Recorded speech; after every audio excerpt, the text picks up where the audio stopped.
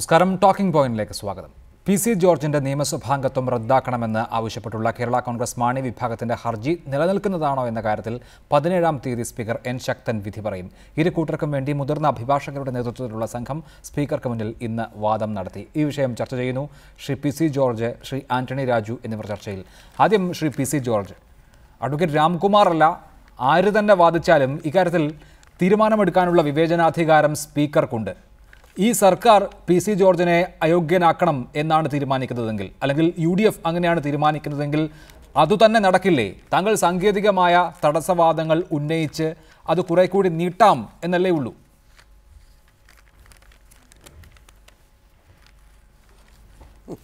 ഇങ്ങനെയൊക്കെ ബുദ്ധിയോട് നമ്മുടെ റിപ്പോർട്ടർ ചാനലൊന്നും പറയാൻ പാടില്ല. ഇത് എന്താ സംഭവം, എന്തറിഞ്ഞുകൊണ്ട് പറയുന്നു? വാർത്തകൾ സൃഷ്ടിക്കപ്പെട്ടാൽ പോരാ. ഇത് ഒരു നിയമസഭയിൽ ഔദ്യോഗികമായി തെരഞ്ഞെടുപ്പിൽ നിന്ന് ഇലക്ഷൻ ജയിച്ച് വോട്ട് വാങ്ങി നിയമസഭയിലേക്ക് വന്ന ഒരു MLA. ആ MLA അങ്ങനെ സൗകര്യം പോലെ ഇഷ്ടം പോലെ അങ്ങനെ MLA സ്ഥാനം ഒഴിവാക്കി വിടാൻ പറ്റില്ല. അത് നിയമമുണ്ട്. ഈ സത്യത്തിൽ എന്താ ആ നിയമം എങ്ങനെ പ്രാവർത്തികമാക്കാമെന്നുള്ള ഇത് ചർച്ചയും ബഹളം വെച്ചിട്ട് കാര്യമില്ല. അഡ്വക്കേറ്റ് രാംകുമാർ എന്നുള്ളതല്ല, ഏത് അഡ്വക്കേറ്റും കാര്യമാകാം. അതൊക്കെ ചട്ടങ്ങളിൽ പറഞ്ഞിരിക്കുന്ന കാര്യമാണ്. ഇവിടുത്തെ പ്രസിഡന്റ് രാജീവ് ഗാന്ധി കാലത്തുണ്ടാക്കിയ ഒരു നിയമമാണ്. ആ നിയമത്തിന് ഉണ്ടായതിനു ശേഷം എത്രയോ അമെൻമെൻറ്റ് വന്നു എന്ന് മാത്രമല്ല, വളരെ പ്രധാനപ്പെട്ട കാര്യം വെച്ചാൽ MLA അല്ലാതാകുക എന്ന് പറഞ്ഞാൽ അത് സ്പീക്കറുടെ വിവേചനാധികാരം വളരെ സത്യസന്ധമാണ്. സ്പീക്കർക്ക് അതിന് അധികാരമുണ്ട്. പക്ഷേ പഴയ 4ാം ക്ലാസ്സും കുസ്തിയും പഠിച്ച് സ്പീക്കർമാരുള്ളിടത്താണെങ്കിൽ ഈ രാഷ്ട്രീയ തീരുമാനങ്ങളൊക്കെ സൗകര്യം പോലെ ചെയ്യാം. ഇത് കേരള നിയമസഭയിൽ LLB പാസ്സായ നിയമം അറിയാവുന്ന വക്കീൽ ബിരുദമുള്ള ഒരു അഡ്വക്കേറ്റാണ് ഇവിടെ ഇരിക്കുന്നത്. അപ്പോൾ സൗകര്യം പോലെ അങ്ങനെ വിടാൻ പറ്റില്ല. നിയമമുണ്ട്. ആ നിയമം അനുസരിച്ച് 10 ഷെഡ്യൂൾ ശരിയാണ്. ആ 10 ഷെഡ്യൂൾ വന്നേ റൂൾസിലെ 6, 7 വകുപ്പ് പ്രകാരം എന്താണ് നിർവചിക്കപ്പെട്ടിട്ടുണ്ട്. അത് പരിശോധിക്കണം. അത് പരിശോധിക്കുമ്പോൾ ഏത് പെറ്റീഷൻ 8(1) അനുസരിച്ചുള്ള പെറ്റീഷനാണ് വന്നിരിക്കുന്നത്. 8(1) റൂൾ അനുസരിച്ചാണ്. ആ റൂൾ അനുസരിച്ചുള്ള പെറ്റീഷനിൽ എങ്ങനെ വേണം വളരെ വ്യക്തമായി പറഞ്ഞിരിക്കുകയാണ്. എല്ലാ പെറ്റീഷൻ്റെ എല്ലാ കോപ്പിയിലും അറ്റസ്റ്റ് ചെയ്യണമെന്ന് മാത്രമല്ല പറഞ്ഞിരിക്കുന്നത്. അതിവിടെ വളരെ വ്യക്തമായിട്ട് പുസ്തകത്തിൽ പറഞ്ഞിട്ടുണ്ട്. അറ്റസ്റ്റ് ചെയ്താൽ മാത്രം പോരാ, സത്യവാങ്മൂലം എഴുതി ഒപ്പിടണം. അതിൽ ഇവിടെ ബഹുമാനപ്പെട്ട ഉണ്ണിയാടൻ തന്ന പെറ്റീഷനിലൊന്നും ഒപ്പിട്ടിട്ടില്ല എന്ന് മാത്രമല്ല, ട്രൂ കോപ്പി എഴുതി ഒപ്പിട്ടതല്ലാതെ ഈ പറഞ്ഞതുപോലെ 6ഉം 7ഉം അനുസരിച്ചുള്ള യാതൊരു നടപടി എടുത്തിട്ടില്ല. അത് തന്നെയല്ല, വേറെ വലിയൊരു സംഭവം കൂടെ ഉണ്ട്. ഞാൻ ഇന്ന് ബഹുമാനപ്പെട്ട സ്പീക്കർ മുമ്പിൽ ഇരിക്കുമ്പോഴാണ് ഈ ചർച്ച നടക്കുമ്പോൾ എൻ്റെ ഒറ്റ എണ്ണേ ഉള്ളൂ, ഇതിനകത്ത് ട്രൂ കോപ്പിയൊന്നും ഒപ്പിട്ടിട്ടുണ്ട്. ഇത് മാറ്റാൻ പറ്റില്ലല്ലോ. എനിക്ക് നിയമസഭയിൽ തന്ന ഔദ്യോഗിക റെക്കോർഡാണ്. ഇന്ന് നിയമസഭാ സെക്രട്ടറി കൊണ്ടുവന്നതിനകത്ത് ഇവിടെ ഒരു കടലാസിൽ ഉണ്ണിയാടൻ ഒപ്പിട്ടിരിക്കും 21-ാം തീയതി വെച്ച്. അതെങ്ങനെ ഒപ്പിടും? അങ്ങനെ ഒപ്പിട്ടാൽ ഇത് കോപ്പി കിട്ടുമോ എനിക്ക്? അത് ഫോർജറിയാണ്. അതിന് വിശദാംശം ചെയ്യാൻ ഇപ്പം കിടക്കുന്നില്ല. അത് കേരള രാഷ്ട്രീയത്തിലൊരു പ്രശ്നമാവും. നമുക്ക് അതിന്റെ വിശദാംശങ്ങളിലേക്ക് പോകാം. അതിന്റെ വിശദാംശങ്ങളിലേക്ക് പോകുന്നതിന് മുൻപ് ശ്രീ ആന്റണി രാജു, ഭരണഘടനയുടെ 10ാം ഷെഡ്യൂൾ സ്പീക്കർക്ക് അധികാരങ്ങൾ നൽകുന്നുണ്ട്. പക്ഷേ അത് തോന്നുന്നത് പോലെ വിനിയോഗിക്കാനല്ല.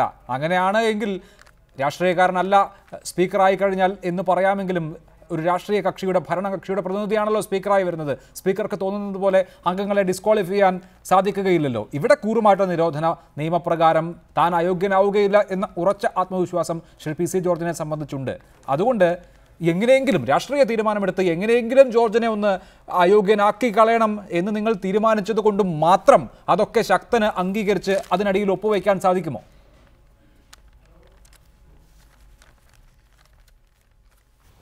ശ്രീ PC ജോർജ് വളരെ ബാലിശമായ വാദമുഖങ്ങളാണ് ഉയർത്തിക്കൊണ്ടിരിക്കുന്നത്. ഇത്തരം വാദമുഖങ്ങൾ ഉയർത്തിക്കൊണ്ട് ഇവിടെ അഭിലാഷ് പറഞ്ഞതുപോലെ 2-4 ദിവസം കൂടി കേസ് നീട്ടി MLA സ്ഥാനത്ത് തുടരാമെന്നതിനപ്പുറത്തേക്ക് ഈ പെറ്റീഷൻ അയോഗ്യനാക്കപ്പെടുമെന്നുള്ള ഉറപ്പ് ശ്രീ PC ജോർജിനുണ്ട്. കാരണം അദ്ദേഹം തന്നെ പല പ്രാവശ്യം പറഞ്ഞിട്ടുണ്ട്, ഞാൻ സുപ്രീം കോടതി വരെ പോകും. അപ്പോൾ ഒരു കാര്യം അദ്ദേഹത്തിന് ഉറപ്പാണ്, സുപ്രീം കോടതിയിൽ അദ്ദേഹം പോകാൻ റെഡിയായിരിക്കുന്നത് ഇവിടെ അദ്ദേഹത്തെ അയോഗ്യനാക്കുമെന്ന് അദ്ദേഹത്തിന് തന്നെ നല്ല നിശ്ചയമുള്ളതുകൊണ്ടാണ്.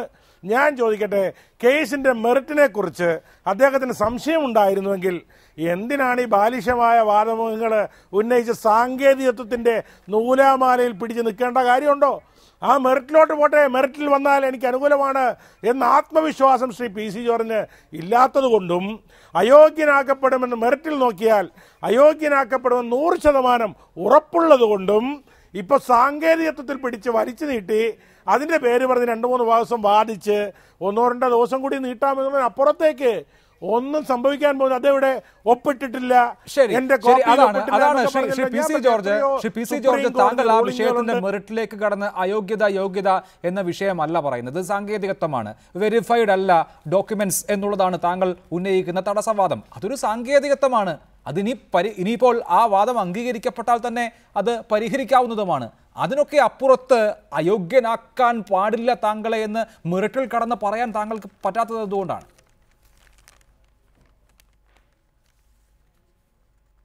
അത് പറയേണ്ടപ്പോഴാണ് പറയുന്നത്. തോക്ക് കയറി വെടിവെക്കരുത് അഭിലാഷേ. തോക്കിനകത്ത് കയറി വെടിവെക്കുന്നത് ആന്റണി രാജിനെപ്പോലുള്ള വക്കീലന്മാരുടെ ജോലിയാണ്. ഞാൻ എന്നെപ്പോലുള്ളൊരു ജോലി തോക്കിനകത്ത് വെടിവെക്കല്ല. സത്യം, ശരി, നീതി, ധർമ്മം, ഇതാണ് നമ്മുടെ മുമ്പിലുള്ളത്. ഇപ്പോൾ ആന്റണി രാജു പറഞ്ഞ എന്താ? അഡ്വക്കേറ്റ് ആന്റണി രാജു പറയാണ് 2-3 ദിവസം കൂടി ഇത് നീട്ടിയിട്ട് ഡിസ്ക്വാളിഫൈ ചെയ്ത് വീട്ടിൽ പോകുന്നു പോരെ, സുപ്രീം കോടതിയോട് പോകേണ്ടി വരുന്നു വിസിയോർ പറഞ്ഞെന്ന്. ഇതാണ് വക്കീലന്മാരുടെ സ്വഭാവമായി. ഇത് ഞാൻ ആന്റണി രാജിനെ ചെറുതായി കാണുന്നില്ല. ഒരു വക്കീലാണ്, അദ്ദേഹത്തിന് തൊഴിലതാ, ഞാനത് സമ്മതിച്ചു. പക്ഷേ എൻ്റെ അഡ്വക്കേറ്റ് രാംകുമാർ തീരെ ചെറിയ വക്കീലാണോ?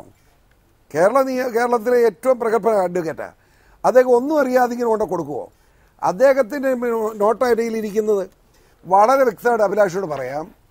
മെയിൻ്റനബിൾ അല്ലാത്ത ഒരു പെറ്റീഷൻ എടുത്ത് മെയിൻ്റനബിൾ ആണെന്ന് ബഹുമാനപ്പെട്ട സ്പീക്കർ പറഞ്ഞാൽ അത് നിയമത്തിന് മുമ്പിൽ ചോദ്യം ചെയ്യേണ്ടത് എൻ്റെ കടമയാണ്.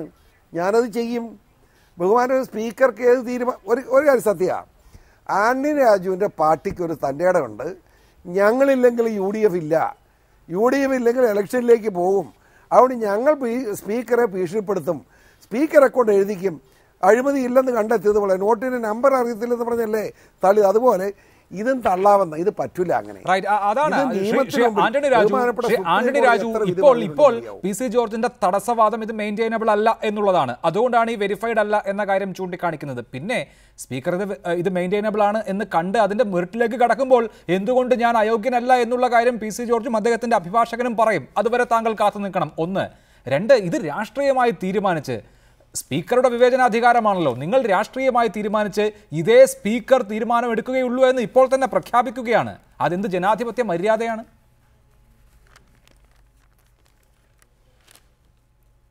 അല്ല, ഞാൻ പറഞ്ഞില്ലല്ലോ അങ്ങനെ. ഞങ്ങൾക്ക് നല്ല ആത്മവിശ്വാസമുണ്ട്. ഈ കേസിൽ ശ്രീ പി സി ജോർജിനെ അയോഗ്യനാക്കാൻ ആവശ്യമായ എല്ലാ വസ്തുതകളും തെളിവുകളും ഫാക്ച്വലായിട്ട് ഉണ്ട് എന്നുള്ള ആത്മവിശ്വാസത്തിലാണ് ഞങ്ങൾ പറയുന്നത്. അല്ലാതെ ഞങ്ങൾക്കൊരു ആത്മവിശ്വാസം ഇല്ല എങ്കിൽ ഞങ്ങൾ സ്പീക്കറുടെ മുമ്പിൽ ഇത്തരം ഒരു ഹർജി കൊടുക്കുമോ? മാത്രമല്ല, അദ്ദേഹം പറഞ്ഞതൊക്കെ വെരിഫൈ ചെയ്തിട്ടില്ല. ഇതൊക്കെ സുപ്രീം കോടതിയുടെ വിധിയാണ്. എന്താ അറിയോ, ഒറിജിനൽ പെറ്റീഷനിൽ പോലും എന്തെങ്കിലും ഡിഫക്റ്റ് ഉണ്ടെങ്കിൽ അത് ചൂണ്ടിക്കാണിച്ചുകൊണ്ട് ഡിഫക്റ്റ് ക്യൂർ ചെയ്യാൻ പ്രൊവിഷൻ വരെ സുപ്രീം കോടതിയുടെ നിരവധി റൂളിങ്ങുകളിൽ കൊടുത്തിട്ടുള്ള സാഹചര്യത്തിൽ അദ്ദേഹം ഇപ്പോൾ ആദ്യം പറഞ്ഞത് ഒറിജിനൽ പെറ്റീഷനിൽ ഒപ്പിട്ടിട്ടില്ല, പലയിടത്തും പല പേജിലും. ഇപ്പം പറയുന്നു കോപ്പിയിൽ ഒപ്പിട്ടിട്ടില്ല. ഇവിടെ ഒറിജിനൽ പെറ്റീഷനിൽ എല്ലാ പേജിലും ഒപ്പിട്ടു എന്നുള്ളത് ഇന്ന് പകൽ പോലെ തെളിഞ്ഞു. കോപ്പിയിൽ ഒപ്പിടണമെന്ന് എല്ലാ പേജിലും ഒപ്പിടേണ്ട കാര്യമില്ല എന്നും, ഒറിജിനൽ പെറ്റീഷനിൽ പോലും എല്ലാ പേജിലും ഒപ്പില്ലെങ്കിൽ ഡിഫക്റ്റ് ഉണ്ടെങ്കിൽ ക്യൂർ ചെയ്യാമെന്നും സുപ്രീം കോടതിയിൽ ഉള്ളപ്പോൾ ഈ വാദത്തിനൊക്കെ എന്തെങ്കിലും. പിന്നെ അദ്ദേഹം രാംകുമാർ, അപ്പുറത്ത് അതിനേക്കാൾ പ്രഗത്ഭനായ ശ്രീകുമാർ വക്കീൽ ഹാജരായിരിക്കുന്നത്, CBIയുടെ അഭിഭാഷകനായിരുന്ന. ഞാൻ പറയുന്നു, ഇതിനകത്ത് നമുക്ക് മെറിറ്റിനകത്ത് അദ്ദേഹത്തിന് സ്കോപ്പ് ഉണ്ടെന്നൊരു ആത്മവിശ്വാസം ഉണ്ടെങ്കിൽ എന്തിനാ സാങ്കേതികത്തിൽ പിടിച്ചു നിൽക്കുന്നത്? ജനങ്ങളുടെ മുമ്പിൽ മെറിറ്റ് അനുസരിച്ച് ഈ കേസ് ആർഗ്യൂ ചെയ്യട്ടെ. നിയമസഭാ സെക്രട്ടറി എന്ന് പറയുന്നത് ഒരു ജില്ലാ ജഡ്ജിയാണ്, നിയമത്തിന്റെ നല്ല നിയമജ്ഞാനമുള്ള ഒരാളാണല്ലോ. അപ്പോൾ അദ്ദേഹത്തിന് ഇതൊക്കെ പരിശോധിക്കാൻ അറിയാമല്ലോ. സ്പീക്കറും നിയമസഭാ സെക്രട്ടറിയുടെ ഒക്കെ ഉള്ളൊരു സ്പീക്കറുടെ ഓഫീസാണല്ലോ ഇത്. ഞാൻ പറയുന്നു, സ്പീക്കർക്ക് കൊടുത്തിരിക്കുന്ന അധികാരം എന്ന് പറയുന്നത് നിയമത്തിനപ്പുറത്തേക്ക് സാങ്കേതികത്വത്തിനപ്പുറത്തേക്ക് യാഥാർത്ഥ്യങ്ങൾ കണ്ടുകൊണ്ട് ചെയ്യാനാണ്. വെറും 4ാം ക്ലാസ്സിൽ സ്പീക്കറെ സംബന്ധിച്ച് അദ്ദേഹത്തിൽ നിക്ഷിപ്തമായിരിക്കുന്ന അധികാരം വിനിയോഗിക്കാൻ താങ്കൾ കൂറുമാറ്റ നിരോധന നിയമം ലംഘിച്ചിട്ടില്ല എന്ന് തെളിയിക്കാൻ താങ്കളെ സംബന്ധിച്ച് താങ്കൾ വിപ്പ് ലംഘിച്ച് വോട്ട് ചെയ്തിട്ടില്ല എന്നുള്ളത് മാത്രമല്ലല്ലോ, അതിനപ്പുറത്ത് താങ്കൾ എന്തുകൊണ്ട് കേരള കോൺഗ്രസിന്റെ നിയമസഭാ കക്ഷി അംഗമായി അല്ലെങ്കിൽ UDFന്റെ നിയമസഭാ കക്ഷി അംഗമായി പെരുമാറുന്നില്ല എന്നതിനെ സംബന്ധിച്ച് ധാരാളം തെളിവുകൾ അരുവിക്കര നിയമസഭാ തെരഞ്ഞെടുപ്പിൽ അടക്കമുണ്ടായിട്ടുണ്ടല്ലോ. താങ്കൾ സ്വന്തമായി സ്ഥാനാർത്ഥിയെ നിർത്തുന്നു, പ്രചരണം നടത്തുന്നു സർക്കാരിനെതിരെ, അങ്ങനെ ധാരാളം തെളിവുകൾ സ്പീക്കറുടെ മുന്നിലുണ്ട്. അതുകൊണ്ട് തന്നെ ഇനിയിപ്പോൾ 17ാം തീയതി മെയിൻറ്റെയിനബിൾ ആണ് എന്നായിരിക്കും സ്പീക്കർ പറയുന്നത് എന്ന് നമ്മൾ കരുതിയാൽ, സങ്കല്പിച്ചാൽ, താങ്കൾ ഇനി എന്താണ് വാദിക്കാൻ പോകുന്നത് അതിനുശേഷം?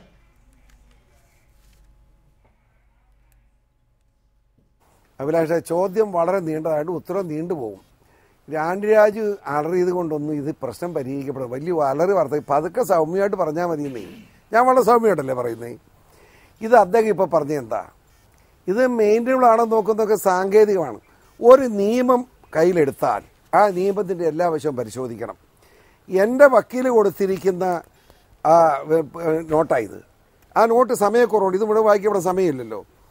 ഇതിനകത്ത് വളരെ വ്യക്തമായ ഒരു കാര്യം പറയാം. ആന്റണിരാജ് ഇത്രയും പറഞ്ഞുകൊണ്ട് പറയാം, അല്ലെ ഞാൻ ഇതിൻ്റെ മെറിറ്റിലേക്ക് കിടക്കുന്നില്ല. ഈ ആക്ട് അനുസരിച്ച് റൂൾ 8(1) അനുസരിച്ചാണ് പെറ്റീഷൻ. 6-7 സെക്ഷൻ ഇതിനകത്ത് കാലുമാറ്റ നിരോധന നിയമം. വളരെ വ്യക്തമായി പറഞ്ഞിരിക്കുകയാണ് അതിനകത്ത് പെറ്റീഷൻ എങ്ങനെ ആയിരിക്കണമെന്ന് പറഞ്ഞിരിക്കുക. ആ പെറ്റീഷൻ അങ്ങനെ അല്ലെങ്കിൽ മെയിൻറ്റനബിൾ അല്ല, തള്ളണം എന്ന് ബഹുമാനപ്പെട്ട സുപ്രീം കോടതി പറഞ്ഞിരിക്കുകയാണ്, ബഹുമാനപ്പെട്ട പല ഹൈക്കോടതി പറഞ്ഞിരിക്കുകയാണ്. ഇതിനൊക്കെ രസം എന്താണെന്നറിയാവോ? ഒറ്റ എണ്ണം ആന്റണിരാജ് പറഞ്ഞു, ഒരെണ്ണം ഒന്ന് പൊളിച്ചോട്ടെ, തെറ്റിദ്ധരിക്കരുത് അഭിലാഷേ. ആന്റണിരാജ് പറഞ്ഞു പെറ്റീഷനിൽ ഒപ്പുണ്ട്, കോപ്പിയിലില്ലെന്ന്. പറ്റിയല്ല, എനിക്ക് ഒറിജിനൽ കോപ്പി തരണം. അത് ആന്റണിരാജ് പറഞ്ഞ ആർഗ്യുമെൻറ്റ് ഞാനങ്ങ് ക്ഷമിച്ചേക്കാം. ഏത് കോപ്പിയിൽ ഒപ്പിടണ്ട വേണ്ട, പക്ഷേ കോപ്പി ഒപ്പിടുമ്പോൾ കോപ്പിയാണല്ലോ, കോപ്പി ഫോട്ടോസ്റ്റാറ്റ് അല്ലേ, ആ ഫോട്ടോസ്റ്റാറ്റ് അപ്പം ഇതാ അരുവിക്കര പൊതു സ്ഥാനാർത്ഥി തീർത്തും PCOR പത്രം കൊടുത്തിരിക്കുക. ആ പത്രത്തിനകത്ത് ട്രൂ കോപ്പി എന്ന് ഇങ്ങനെ ഒപ്പിട്ടിട്ടുണ്ട്, ഏത് ഉണ്ണിയാടൻ.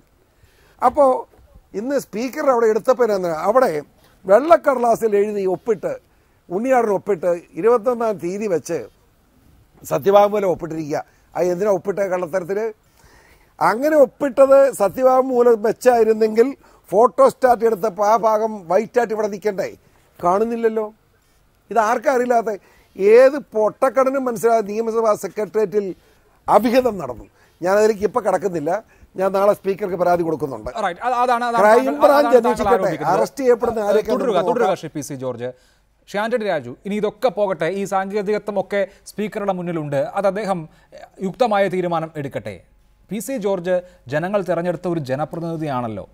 നിങ്ങളുടെ പാർട്ടിയിൽ നിന്ന് വിട്ടുപോകാനുള്ള രാഷ്ട്രീയ കാരണമുണ്ടായി, അതിന് അദ്ദേഹത്തെ പുറകെ നടന്ന് അദ്ദേഹത്തിൻ്റെ ജനപ്രതിനിധി സ്ഥാനം കളയണം എന്ന വാശി ഈ ഘട്ടത്തിലും എന്തിനാണ്? ഇപ്പോൾ PC ജോർജ് നിങ്ങൾക്ക് യാതൊരു ബുദ്ധിമുട്ടും ഉണ്ടാക്കുന്നില്ലല്ലോ. പൊതുസമൂഹം ഇതിനെ എങ്ങനെ കാണും എന്ന ചിന്ത കേരള കോൺഗ്രസ് പാർട്ടിയെ സംബന്ധിച്ചില്ലേ? ഇങ്ങനെ വൈരനിര്യാതന ബുദ്ധിക്ക് വേണ്ടി ഉപയോഗിക്കേണ്ടതാണോ ഭരണഘടനാ പ്രൊവിഷനുകൾ? ഞങ്ങൾ ഇത് വൈരനിര്യാതന ബുദ്ധിയോട് ഉപയോഗിക്കുന്നതല്ല, മറിച്ച് ഈ രാജ്യത്ത് ഭരണഘടനാപരമായി പ്രവർത്തിക്കുന്ന ഒരു രാഷ്ട്രീയ പാർട്ടിക്ക് ഈ ഭരണഘടനയോട് കൂറുപുലർത്തി ഭരണഘടനയിൽ അനുശാസിക്കുന്ന വിധത്തിൽ കാര്യങ്ങൾ കൊണ്ടുപോകുന്നതിനുള്ള ചുമതല ഒരു രാഷ്ട്രീയ പാർട്ടിക്കുണ്ട്. ഞങ്ങളത് ചെയ്യുന്നില്ല എങ്കിൽ ഭരണഘടനയെ അപമാനിക്കുന്നതിന് തുല്യമായിരിക്കും ഒരു രാഷ്ട്രീയ പാർട്ടി എന്ന നിലയ്ക്ക് ഞങ്ങൾ ചെയ്യുന്നത്. എന്തിനാണ് ഇതൊക്കെ ഭരണഘടനയിൽ എഴുതി വന്നിരിക്കുന്നത്? ഇത് ശ്രീ PC ജോർജിന് മാത്രമല്ല, നാളെ ഇത് ഇന്ത്യയിലെ കേരളത്തിലെ എല്ലാ നിയമസഭാ സാമാജികന്മാർക്കും ഒരു പാഠമായിരിക്കണം.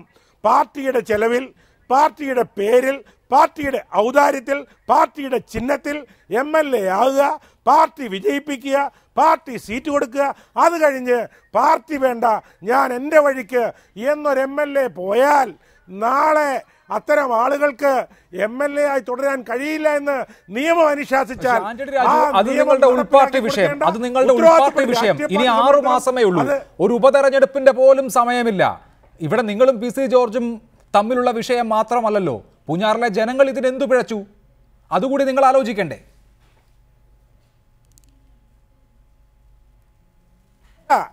അഭിലാഷേ, ജനങ്ങൾക്ക് അങ്ങനെ ഒരു ഗതി ഉണ്ടാക്കി കൊടുക്കുന്ന ആരുടെ കാരണമാണ്?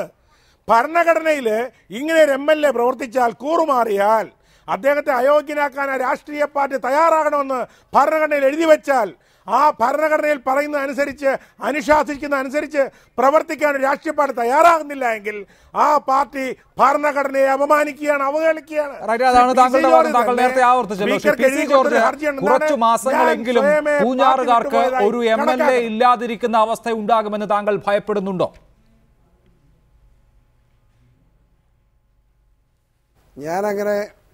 ഞാനങ്ങനെ ഭയപ്പെടുന്നില്ല എന്ന് മാത്രമല്ല, നല്ല തൻ്റെ ഇടത്തിലാണ് ഞാൻ ജീവിക്കുന്നത്. പക്ഷേ ആന്റണി രാജു ഇതുപോലെയൊക്കെ ചില കാര്യം പറയാൻ നിർബന്ധരാകും. ആന്റണി രാജു അലറിക്കൊണ്ട് പറഞ്ഞു കേരള എമ്മിൻ്റെ ചെലവിൽ എന്ത് ചെലവ് വല്ലതും കിട്ടിയോ? വല്ലതും കിട്ടി? ആന്റണി രാജുവിൻ്റെ പോക്കറ്റുണ്ട്, എൻ്റെ ഇല്ല. എൻ്റെ കിട്ടിയില്ല, ഒരു പൈസ തന്നില്ല മാണി. എന്ന് മാത്രമല്ല, ഇലക്ഷൻ കഴിഞ്ഞതിൻ്റെ പിറ്റേ ദിവസം ഞങ്ങൾ പാർലമെൻ്ററി പാർട്ടി കൂടിയപ്പോൾ KM മാണി വലിയ ദുഃഖത്തോടു കൂടി പറഞ്ഞു, എൻ്റെ പൊന്നെ ഇത്തവണ എന്നാ ചെയ്യാനാ, ഒരു പൈസ പോലും പിരിവ് കിട്ടില്ല, ആകെപ്പാടെ 14,79,000 ചീല പൊട്ടും പൊടിയാണ് കിട്ടിയത്, പൊട്ടും പൊടിയും. അതുകൊണ്ട് ആർക്കും കാശ് തരാൻ പറ്റിയില്ലായിരുന്നു. എനിക്ക് തന്നെ അറിയാം, മധ്യ തിരുവിതാംകൂറിൽ ഒരു സ്കൈലൂറുകാരൻ 20 ലക്ഷം രൂപ കൊണ്ട് കൊടുത്ത് എനിക്കറിയാം. എന്നിട്ട് മാണി പറയുക ആ 14,78,000 രൂപ പൊട്ടും പൊടിയും കിട്ടിയോളും. അതൊക്കെ മാണിയുടെ കാര്യം, ഇവരുടെ നാണം കെട്ട ഈ പാർട്ടിയുടെ കാര്യം. ഞാൻ അതിലേക്ക് കിടക്കുന്നത് അഭിലാഷ് മനസ്സിലാക്കണം. ഞാൻ മാണിയുടെ പാർട്ടി ചേർന്ന് ഉമ്മൻചാണ്ടിയും രമേശ് ചെന്നിത്തലയും കുഞ്ഞാലിക്കുട്ടി സാഹിബും കൂടെ നിർബന്ധിച്ചൊരു അടിസ്ഥാനത്തിൽ PP തങ്കച്ചൻ കൂടെ പറഞ്ഞിട്ടാ ഞങ്ങളിൽ യോജിക്കുമ്പോൾ ഒരു മാനദണ്ഡമുണ്ട്, മാന്യതയുണ്ട്. ആ മാന്യത എന്ന് പറയുന്നത് ഞങ്ങൾ ഒന്നിച്ചു പോവുക. ഞാൻ വൈസ് ചെയർമാനാണ്, മാണി പാർലമെൻ്ററി പാർട്ടി ലീഡറാണ്. മാണി ഇലക്ഷൻ കമ്മീഷൻ കൊടുത്ത കത്ത് കണ്ടിട്ട് എനിക്ക് ബോധം കെട്ടുപോയി. മാണി ചെയർമാനാണെന്നും CF തോമസ് ജനറൽ സെക്രട്ടറിയാണെന്നും. CF തോമസ് ചെയർമാനുള്ള പാർട്ടിയിലാണ് ഞാൻ ലയിച്ചത്. ഇതൊക്കെ സത്യം. ഇതുപോലെ നുണയന്മാരുടെ ഒരു കൂട്ടം ഇങ്ങനെ ഇറങ്ങി തിരിച്ചിരിക്കുക. ആന്റണി രാജു അതിൽ സത്യമുണ്ടല്ലോ. പൂഞ്ഞാറിലെ നിലവിലെ ജനപ്രതിനിധിയായിരുന്നു PC ജോർജ്. അദ്ദേഹത്തിന് സ്വന്തമായി ഒരു പാർട്ടിയും ഉണ്ടായിരുന്നു, കേരള കോൺഗ്രസ് ജയിൽ നിന്ന് ഭിന്നിച്ച ശേഷവും. അങ്ങനെ അദ്ദേഹം ഒരു MLA എന്നുള്ള നിലയിൽ തന്നെ കേരള കോൺഗ്രസ് എമ്മിൽ ലയിച്ച ആളാണ്. അദ്ദേഹത്തിന് സ്വന്തമായ ഒരു കോൺസ്റ്റിറ്റ്യുവൻസി ഉണ്ട്, അദ്ദേഹത്തിന് സ്വന്തമായി ജനക്കൂട്ടമുണ്ട്, അദ്ദേഹത്തിന്റെ തെരഞ്ഞെടുപ്പ് ചെലവിന്റെ കാര്യം അദ്ദേഹം വിശദീകരിക്കുകയും ചെയ്തു. അങ്ങനെ ഒരാളെ ഞങ്ങൾ എന്തോ ഔദാര്യം ചെയ്ത്, മാണി എന്തോ ഔദാര്യം ചെയ്ത് MLA ആക്കിയതാണ് എന്നൊക്കെ പറഞ്ഞാൽ ജനങ്ങൾ വിശ്വസിക്കുമോ? അഭിലാഷേ, ഇതൊക്കെ ഈ രാജ്യത്തെ ഒരു രാഷ്ട്രീയ പാർട്ടികൾ പ്രവർത്തിക്കുന്നത് ഇലക്ഷൻ കമ്മീഷന്റെ മുമ്പിൽ നിക്ഷിപ്തമായ നിയമമനുസരിച്ചും ഇന്ത്യൻ ഭരണഘടനയിലെ വ്യവസ്ഥയനുസരിച്ചുമാണ് രാഷ്ട്രീയ പാർട്ടി പ്രവർത്തിക്കുന്നതും. ഒരാളെ MLA ആക്കാൻ ടിക്കറ്റ് കൊടുക്കുന്നതും അദ്ദേഹം MLA ആയിരിക്കാൻ അയോഗ്യമായ പ്രവൃത്തി ചെയ്താൽ അദ്ദേഹത്തെ അയോഗ്യനാക്കണമെന്ന് ഭരണഘടന ഒരു രാഷ്ട്രീയ പാർട്ടിയോട് പറയുന്നുണ്ട്. നാളെ ഞാൻ ചോദിക്കട്ടെ, ഈ അഭിലാഷ് ഉൾപ്പെടെ എത്രയോ പ്രാവശ്യം ഞങ്ങളോട് ചോദിച്ചു, നിങ്ങൾ എന്തിനാ ജോർജിനെ പേടിക്കുകയാണോ? ഇത്രയെല്ലാം പാർട്ടി വിരുദ്ധ പ്രവർത്തനം നടത്തിയിട്ട് അദ്ദേഹത്തെ പുറത്താക്കാത്ത എന്താണ്? ഈ അഭിലാഷ് ചോദിച്ചില്ലേ ഞങ്ങളോട്, ഈ രാജ്യത്തെ പത്രങ്ങൾ ചോദിച്ചില്ലേ? അപ്പം ഞങ്ങൾ ഒരുപാട് ക്ഷമിച്ചു, ഞങ്ങൾ ഒരുപാട് സഹിച്ചു. ഒരു രാഷ്ട്രീയ പാർട്ടി സഹിക്കാവുന്നതിൻ്റെ അപ്പുറത്തേക്ക് സഹിച്ചു, ക്ഷമിക്കാവുന്നതിനപ്പുറത്തേക്ക് ക്ഷമിച്ചു. എല്ലാ ക്ഷമയുടെ എല്ലാ നെല്ലിപ്പലകയും തകർന്ന്, എല്ലാ സീമകളും തകർന്ന് ഞങ്ങൾ ഒരുപാട് ഉപദേശിച്ചു. PC ജോർജ് മുൻപത്തേതുപോലെ അല്ല. PC ജോർജിനെ ഇനി നിയമസഭ കാണിക്കില്ല എന്ന നിർബന്ധ ബുദ്ധി കേരള കോൺഗ്രസ് എമ്മിനെ സംബന്ധിച്ചുണ്ട്. അവർ താങ്കൾക്ക് 6 വർഷത്തേക്ക് അയോഗ്യത വാങ്ങിച്ചു തരാൻ ശ്രമിക്കും. ഇനി അത് നടന്നില്ലെങ്കിൽ ഏത് വിധേനയും താങ്കളെ തോൽപ്പിക്കാൻ ശ്രമിക്കും. പിടിച്ചു നിൽക്കാൻ കാൽക്കീഴിൽ മണ്ണ് അവശേഷിക്കുന്നുണ്ടോ ശ്രീ PC ജോർജിന്?